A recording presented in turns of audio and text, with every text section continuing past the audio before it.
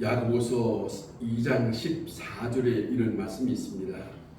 내 형제들아, 만일 사람이 믿음이 있노라 하고 행함이 없으면 무슨 유익이 있으리요? 그 믿음이 능히 자기를 구원하겠느냐라고 사도 야고보는 이렇게 전하고 있습니다. 많은 사람들이 믿는다고 합니다.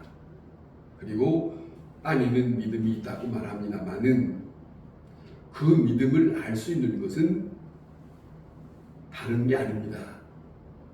그들의 각자의 삶입니다. 믿음은 삶에서 드러납니다. 그것을 우리가 다시 한번 기억하는 것은 여기에 야고보는 뭐라 하냐면 행함이라고 하는 말을 말합니다. 행함이 없으면 그 믿음에 대한 것을 묻고 있습니다.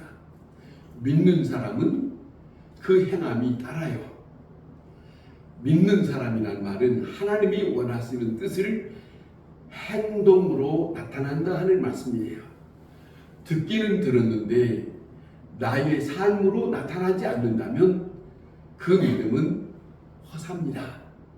무슨 말이냐면 우리 기독교인들에게 참으로 안타까운 것이 듣기는 잘합니다. 그리고 들으려고 어디든지 쫓아가기도 하고 요즘에 텔레비만 키면 다 설교들이 많이 나오니까 들으려고 하는 것은 열심히 합니다. 그런데 그들의 삶을 보면 믿음으로 나타나지 않는 부분들이 있더라. 그것을 2000년 전에 야고보 사도라고 하는 이분이 지금 이렇게 우리에게 묻고 있습니다. 그 믿음이 능히 자신을 구원할 수 있겠느냐 이렇게 묻고 있습니다. 여러분, 구원이라고 하는 것이 무엇이라고 생각하십니까? 구원이라고 하는 것을 무엇이라고 생각하는지 우리가 가끔 한 번씩 생각해 봐야 할 일이 있는데 그건 이겁니다. 과거에 있는 것들에서 벗어나는 겁니다. 과거에, 다시 말하면 옛사람으로부터 벗어나는 일입니다. 다시 더 말씀드리면 뭐냐면 지난날에 나의 삶이, 지난날에 예수 그리스도를 말씀을 듣기 전에 나의 삶이 있었는데 그 삶에서 말씀을 듣고 난 다음에 새로워지는 거예요. 고린도서에서는 새 사람이 되었다라고 하는 표현을 씁니다. 그거예요. 자, 다시 말하면 세상을 떠날 때 하나님의 품 안에 안길 수 있는 것이 최종적인 구원입니다. 그것이, 그 구원에 대한 것이 하나님의 말씀을 듣는 자로 하나님의 사람으로 사는 자에게 나는 구원의 확신이 있다. 그거는 자기의 삶에서 나옵니다. 말로는 구원받았다 말하는데 하나님의 뜻이 나타나지 않아요. 다시 말하면 한 예를 들어서 우리에게 잘 표현해 주는 게 이런 말씀입니다. 이스라엘 백성, 하나님의 택한 백성이라고 잘 알고 있는데 출애굽이라고 하는, 예굽이라고 하는 곳에 이 사람들이 400년 동안 거기서 살았어요. 이 이스라엘 백성은 아브라함, 하나님이 맨 처음에 불러 자기 백성을 세웠던 아브라함의 후손들입니다. 그런데 이 아브라함의 후손들이 예굽이라고 하는 나라에 400년 넘도록 살았습니다. 여러분, 인류학적인 학문에서 이렇게 말한답니다. 한 세대가 바뀌는 것이 40년이라고 합니다. 10년이 아니에요.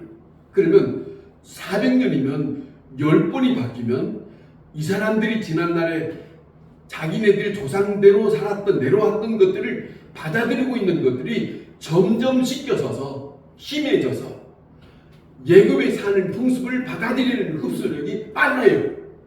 그러면 하나님의 백성답게 살지 못한 세상에 젖어들어가는 사람으로 바꿔지는 일들을 볼 수 있어요.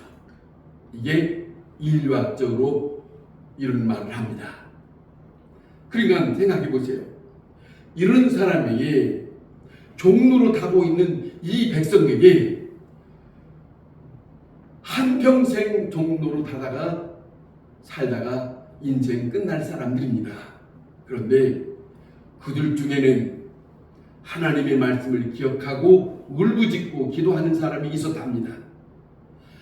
성경의 출애굽기의 기록으로 보면 울부짖는 기도 소리를 하나님이 들으시고 아브라함에게 약속한 그 약속이 하나님 앞에 들려져서 생각나서 하나님이 저들을 생각하게 되었습니다.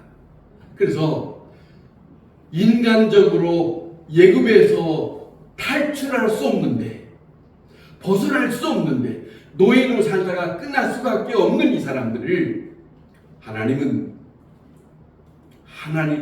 한 사람을 세워서 저들을 그 애굽, 세상과 같은 애굽 속에서 하나님은 저들을 인도하여 냈습니다.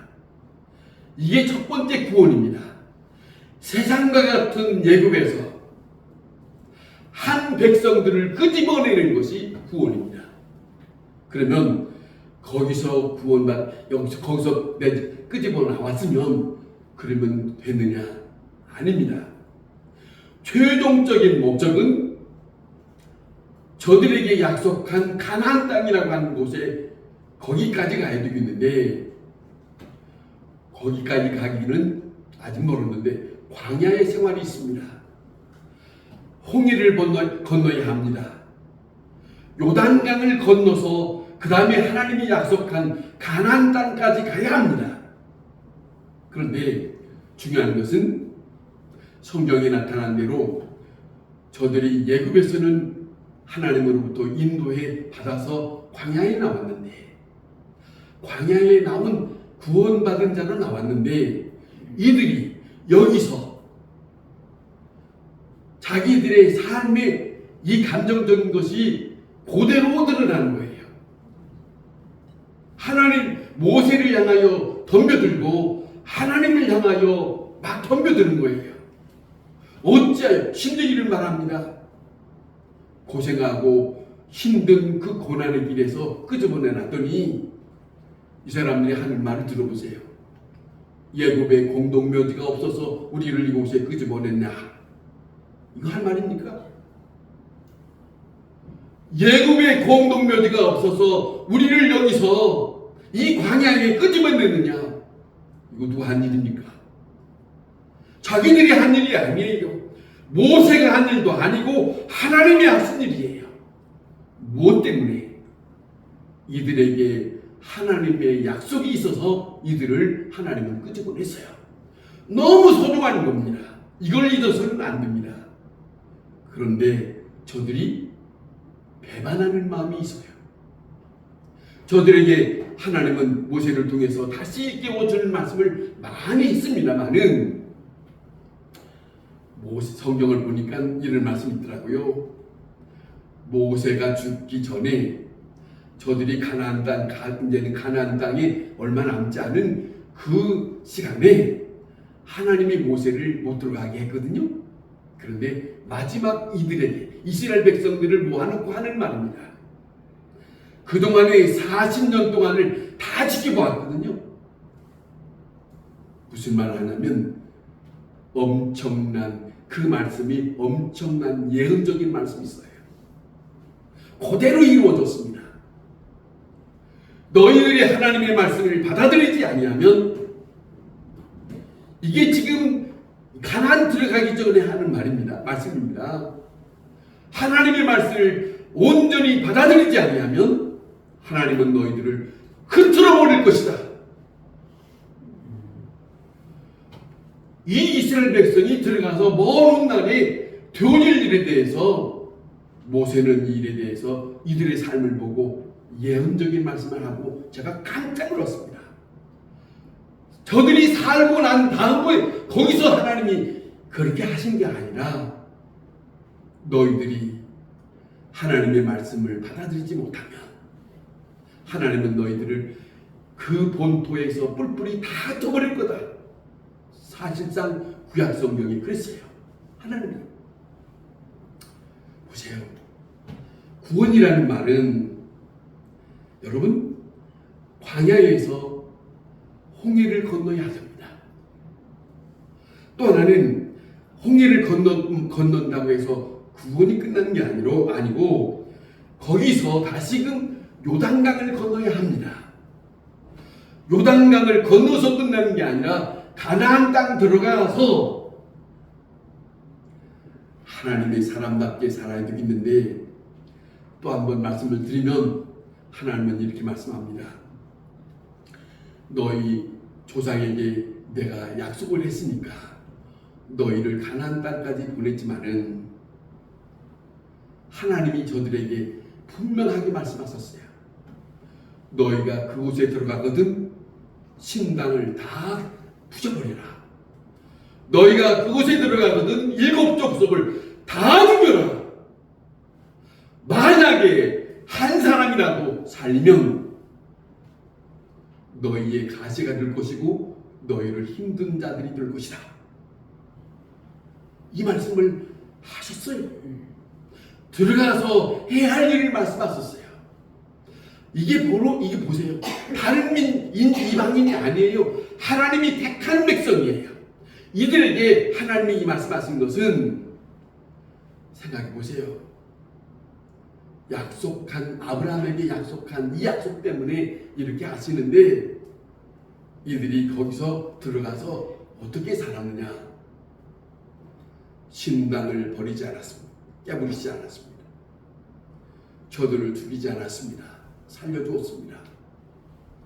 사사기에 보니까 이렇게 기록되어 있습니다.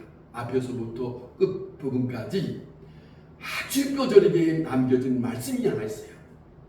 그게 무슨 말씀이냐면 이런 말씀입니다. 자기 소견에 옳은 대로 살았더라. 여러분 잘 기억해야 됩니다.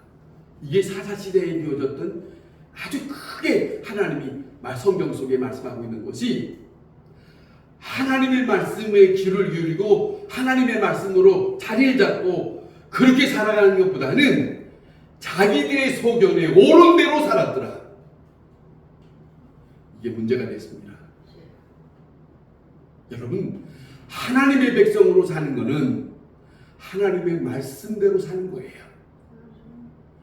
내 소견대로 사는 것은 하나님의 말씀을 듣지 않겠다는 거예요. 여러분 하나님의 백성으로 산다는 것이 이 땅에서 그렇게 살지 않고서는 구원이라는 문제가 쉽게 되어지지는 않습니다. 그렇기 때문에 우리가 생각할 것, 저는 그렇습니다. 생각하기는 구원이라는 것을 너무 쉽게 생각하기보다는 사도 바울이 그럽니다. 고린도전서 7장 9장에 자기를 처복종시킨다. 왜? 자기 육신적인 걸 자기가 알아요. 여러분 솔직히 얘기합시다. 여러분 여기까지 살아왔습니다. 우리의 자신을 우리가 믿을 수 있을 만하다고 말할 수 있겠습니까? 이런 사람을 하나님은 자기의 백성을 하나님께서 데려가려고 하나님은 우리에게 수없는 말씀을 주셨고 하나님은 수없이 말씀을 우리에게 끌어들입니다. 이것이 하나님의 마음입니다. 하나님의 마음이에요. 생각해 보세요. 자, 그렇기 때문에 매일매일 지난 과거에 하나님께서 베풀어 주었던 은혜를 곰곰이 생각하면서 그 은혜를 저버리고 살았는지, 내가 그 은혜를 잃지 않고 지금 살고 있는지, 이것이 우리의 마음속에 곰곰이 이 속에서 나와야 됩니다. 보이지 않는 하나님의 역사가 있습니다. 보이지 않는 하나님의 손길이 있었습니다. 이렇게 저렇게 나도 모르는 사이에 지나고 난 다음에서야 알고요, 누구를 통해서야 알아요. 그렇게 아는 사람은 다행이지만은 수없는 말씀을 가르쳐 주어도 안 받아들이면 그만이에요. 그렇지 않습니까? 여러분 생각해 보세요. 하나님은 우리에게 약속을 주셨습니다. 약속입니다. 무슨 약속? 주님의 말씀에 따라 살면 예수님이 요한복음 10장에 내 아버지 집에 있을 곳이 많으니까 내가 다시 너희를 데리러 오겠다. 엄청난 약속입니다. 이 약속이 누구의 것이에요? 이 약속이 누구 것입니까? 멀뚱멀뚱 쳐다보는 사람에게는 아니에요.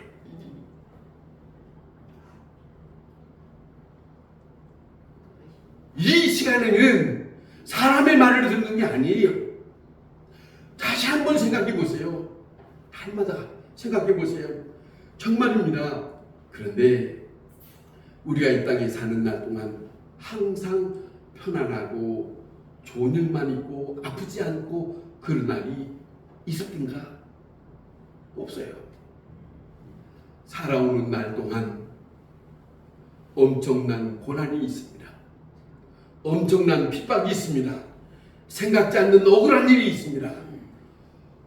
전혀 남에게 아니라 자신에게도 알지 못하는 일들이 나타나는 것이 있습니다. 자, 이런 일들이 있지 않습니까? 그런데 이런 일이 있다 할지라도 그것을 잘 이길 수 있는 것은 내 힘이 아닙니다. 제가 성경을 보니까 사람들은 여러분이 했으면 됩니다. 여러분이 그렇게 살려고 하면 됩니다. 그렇게 말하는 사람들이 많은데 성경에 보니까 그렇게 안 돼 있어요. 보니까 제가 보는 성경은 이 사람이 볼 때는 그렇잖아요. 우리를 도우시는 분이 있습니다. 하나님의 영, 성령입니다. 하나님의 영이 오셔야 됩니다. 그분의 영을 힘입지 않고서는 우리는 이 땅에서 벌어지는 모든 여러 가지 일들이 우리는 이길 수가 없어요. 감당할 수가 없어요. 조금 전에 445장 태산을 넘어 험곡에 가도 빛 가운데 걸어 이 찬송을 불렀습니다마는 믿음의 사람은 그 길입니다. 태산과 같은 거, 험곡과 같은 거 전혀 생각지 못한 일들이 우리에게 있어요. 그러면 우리는 얼마 정도 지나면 마음이 평안함을 느낄 수 있습니까? 이겼다고 생각합니까? 이제는 됐다고 생각합니까? 이런 일들이 이 땅에서 사는 동안에 우리는 항상 이것이 우리 속에 있습니다. 그런 시대에 살고 있어요. 중요한 것은 성경의 하나님은 우리를 사랑하사 이길 수 있는 사람으로 살게 하셨습니다. 주님의 영을 힘입고 아버지의 뜻대로 살면 그 아버지는 우리를 살피사. 저는 성경이 사무엘 하를 보면서 저한테 정말로 마음에 와닿는 것이 있어서 제가 이 말을 간혹 하는데, 다윗이라고 하는 사람이 사울을 통해서 얼마나 죽이려고 하니까 그 사울이 자신을 죽이려고 하니까 여기 숨었다 여기 이쪽으로 갔다가 저쪽으로 갔다가 피난을 다녔어요. 여러 곳에 다녔습니다만은 그 유대 땅에서는 견딜 수 없어서 유대 땅을 넘어가서 이방 땅에도 살았습니다. 나중에 사울이 죽고 난 다음에 시간이 얼마만큼 지나고 난 다음에 다윗에게도 이런 일 저런 일을 겪고 난 다음에 나단 선지자 하나님의 사람을 통해서 하나님이 다윗에게 이 말씀을 하시는 그 말씀이 제 마음에 와닿습니다. 들어보세요. 내가 너를 사울의 손에서 구원하였다는 것을 잊지 마라. 내가 너를 사울의 손에서 구원하였다는 것을 잊지 마라. 저는 그 구절 한 구절이 저희 마음에 확 왔어요. 무슨 말이겠어요? 다윗 딴에는 나름대로 피난길을 이렇게 하면은 내가 이렇게까지 했으니까 이렇게 왔지라고 생각했었는지 모르지만은 그런 시간 동안에 하나님 앞에 하나님이 나를 도우셨다라고 하는 말이 없었어요. 그런데 하나님이 그에게 일깨워주는 말씀이에요. 하나님의 사람 나단 선지자를 통해서 내가 너를 사울의 손에서 구원할. 사울의 손이 뭐예요? 죽이려고 했던 그 손에서 내가 너를 보호했다. 살렸다. 왜? 내가 너를 기름 부은 자로 쓰기 위해서. 이렇더라니까요. 우리가 알지 못하는 가운데 하나님의 손길이 있습니다. 그걸 알아야 됩니다. 남의 사건이지만 그 사건을 보면서 내 사건으로 받아들일 수 있는 사람은 믿음의 한 단계가 올라가는 거죠. 그렇구나. 감사하구나. 이거 아니겠습니까? 자, 보세요. 오늘 이 본문 속에 이런 말씀을 합니다. 먼저는 이렇게 말씀합니다. 사도 바울이 전하는 건데 에베소의 성도들한테 은혜를 끼치게 하라. 은혜를 끼치게 하라. 왜? 무슨 말이냐? 하나님으로부터 구원받은 자라면 은혜를 힘입었잖아요. 어쨌든 일반 사람과 다르잖아요. 그러면 내가 받은 은혜 가운데 그 은혜가 나로부터 저 사람에게도 흘러가야 돼요. 그것이 끼치는 거죠. 그렇잖아요. 생각해 보세요. 우리가 살아갈 수 있는 것은 뭐냐면 무슨 행동을 하든지 많은 사람들에게 느낌이 있는 일들을 해야 돼요. 저 사람을 만났더니 내 마음에 오늘 기분이 좋았어. 오늘 저 사람과 함께 있었더니 내가 모든 것들이 참 이런저런 것들이 있었는데 모든 것이 풀린 것 같대. 목사로 말하면 이런 거죠. 제 경우를 말씀드리면 여기서 설교로 이곳저곳 여러 분 다녔지만은 어쩌다가 그 교회의 성도를 만났어요. 몇 개월 지나서 그분이 저를 만나서 하는 말입니다. 목사님이 오셔서 설교를 제가 들었는데 제가 생각하고 있었던 모든 일들이 다 풀렸습니다. 그러더라고요. 끼치는 거예요. 그들에게 끼치는 거예요. 누군가. 이거는 누구든지 할 수 있는 거예요. 그러잖아요. 그 다음에 두 번째는 뭐냐면 분노를 다스리라 합니다. 분노를 다스리라 하면 창세기 4장에 나오는 거기에 아벨과 가인이 있어요. 가인과 아벨 형제거든요. 형제. 그런데 그 형이 동생 아벨을 죽이려고 하는 마음을 품었는데 하나님이 나타나셔서 말씀하시기를 너는 어찌하여 분냄을 가지고 있느냐? 네 앞에 죄를 지을 수 있는 것이 있는데 이런 말을 해요. 다스려라. 그건 누가 하는 거냐? 본인이 하는 거예요. 저 사람이 하는 게 아니에요. 사실은 그 동생 아벨이 그 형을 기분 나쁘게 한 일은 아니거든요. 시기 질투가 있어서 그렇지. 같이 재단을 쌓더랍니다. 그런데 하나님이 보시기에 저 동생 건 받고 자기 건 안 받았다. 괘씸해요. 시기 질투가 생겼어요. 그래서 저 동생을 죽이겠다고 했거든요. 죽일 일이니까 이게. 하나님이 가인에게 묻습니다. 네 죄악이 네 문 앞에 있다. 무슨 말입니까? 네 분냄을 네가 다스려야 된다. 네 분냄을 네가 조절하지 못한다면 보세요. 여러분 하나님도 도울 길이 없어요. 누구 책임을 물어요? 훗날에 자기 책임을 물어요. 이게 됐습니다. 그 말씀을 합니다. 자, 여기서 사도 바울이 말하는데 분을 내면 이거 기억을 해야 됩니다. 분을 내는 것도 이것이 짧아야 되는데 분을 내면 어떤 사람들은 마음에 부글부글 끓어서 가만히 안 둔다. 두고 보자. 그리고 몇 날 며칠 어떡하냐? 말을 안고 지내지. 문 닫고 지내지. 이런 일 벌어지잖아요. 여기는 아무도 안 벌어진 것 같으네. 여러분, 그런 일이 사람에게 있어요. 그런데 여기에 사도 바울이 하나 우리에게 전해주는 말씀이 있습니다. 분내는 순간 사탄이 틈탄다. 마귀가 들어갈 구석을 만드는 것이다. 이 말을 귀결해야 됩니다.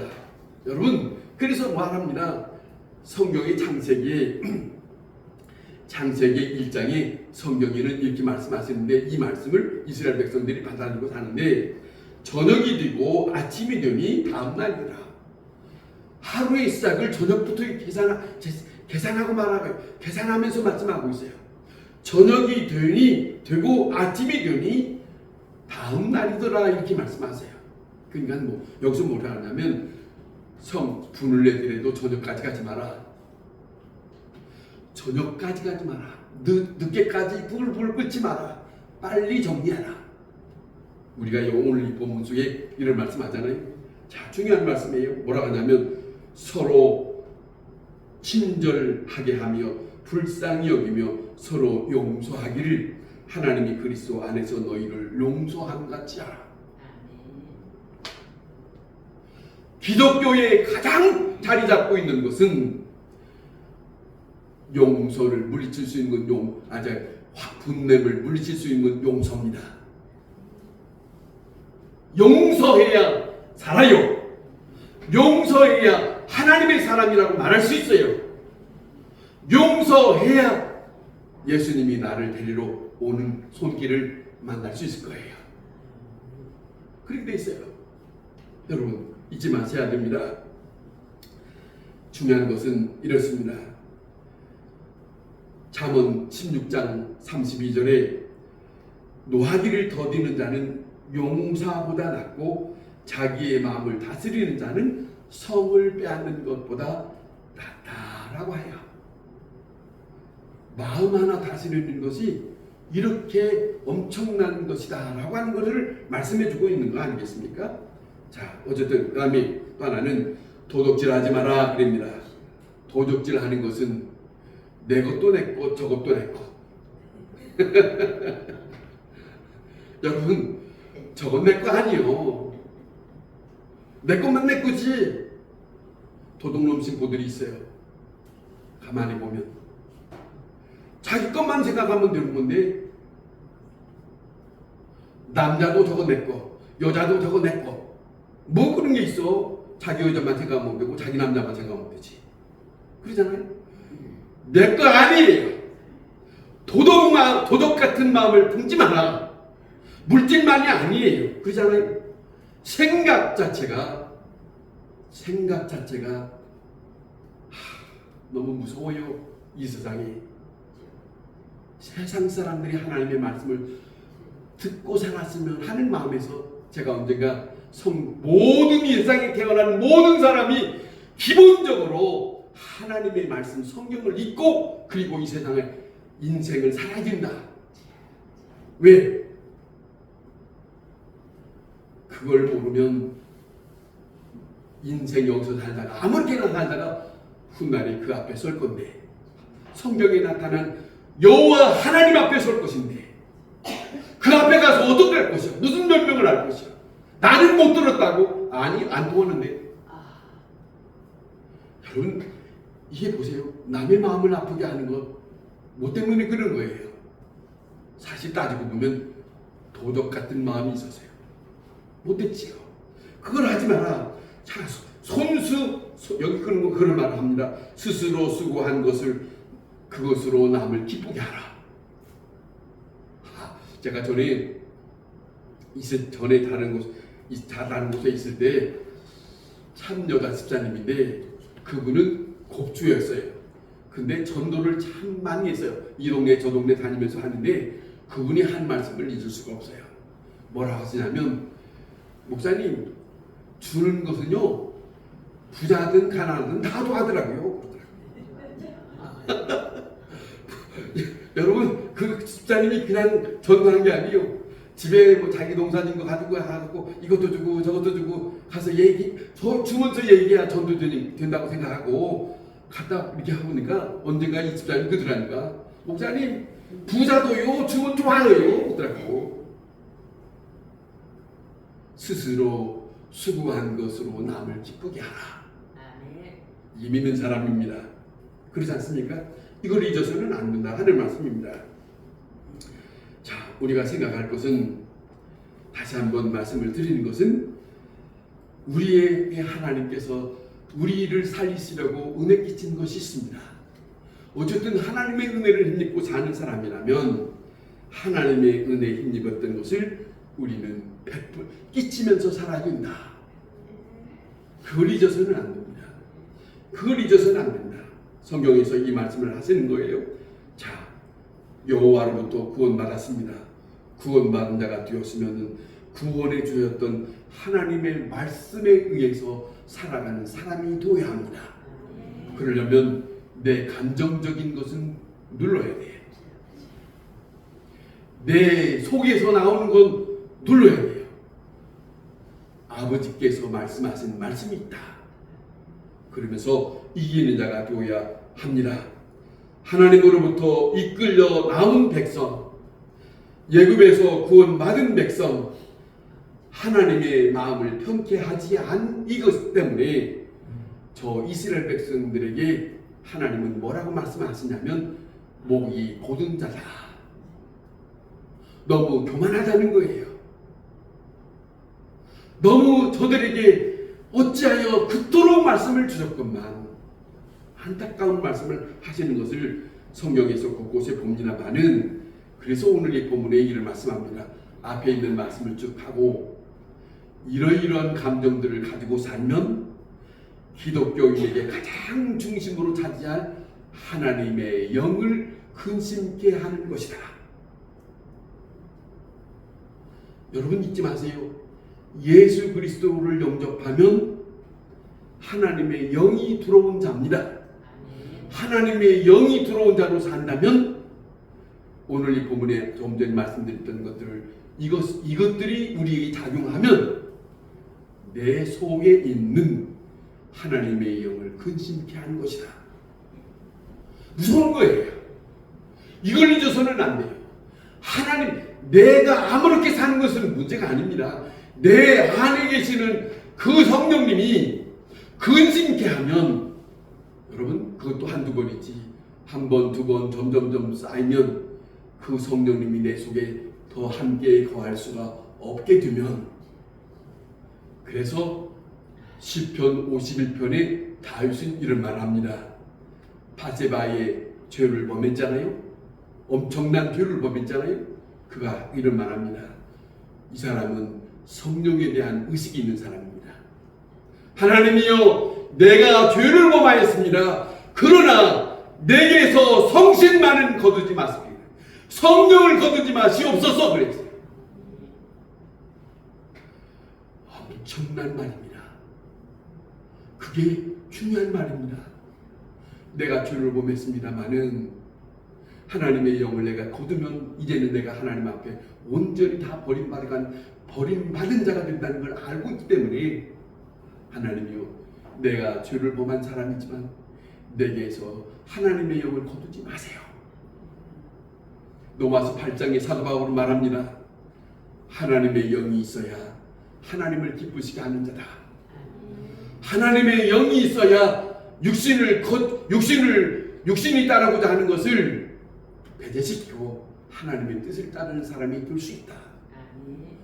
로마서, 갈라디아서, 요한복음 3장에 하나님의 영에 대한 말씀하셨습니다.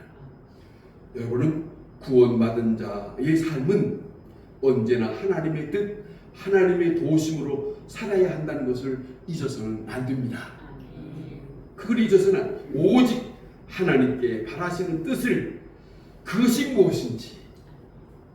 그런데 그 일을 행할 때는 하나님의 영을 힘입어서 해야 하기 때문에 아버지여 나를 도우셔서 아버지의 일을 따라 살아가게 하시고, 그리고 아버지의 앞에 기쁨이 되는 사람으로 살게 하옵소서. 아멘. 이 삶이 우리에게서 살아 있어야 다시 오신다 하신 주 예수 그리스도를 만날 수 있다. 아멘. 이 만나는 믿음의 삶을 한 날 한 날 살아갈 수 있기를 바랍니다. 아멘. 기도하겠습니다.